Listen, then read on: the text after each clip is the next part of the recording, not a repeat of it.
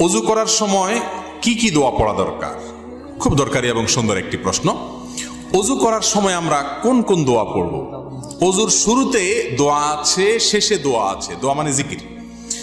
নবী করিম সাল্লাল্লাহু আলাইহি সাল্লাম থেকে তিরমিজি বর্ণিত হাদিসে আমরা জানতে পারি, তিনি ইরশাদ করেছেন, লা ওযু লিমান লাম ইউসাম্মিল্লাহ। যে ব্যক্তি বিসমিল্লাহ বলল না, তার অজু পূর্ণাঙ্গ হবে না। অজু হবে কিন্তু অজু কি হবে না? পূর্ণাঙ্গ হবে না। অজুতে অপূর্ণতা থাকবে। এই জন্য অজুর শুরুতে বলতে হবে বিসমিল্লাহ। কি বলতে হবে?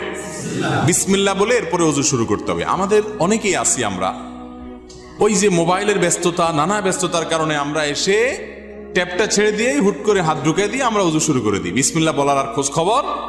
অনেক ইমামদের মতে বিসমিল্লাহ না বললে অজুই হবে না। যদিও এটা মুফতাবিহি বা ফতোয়া না এই কথার উপরে, এ কথা চাইতে অজু হয়ে যাবে এটাই সঠিক, কিন্তু অজু যদি বিসমিল্লাহ বলা ছাড়া করেন মানটা একটু কম হবে।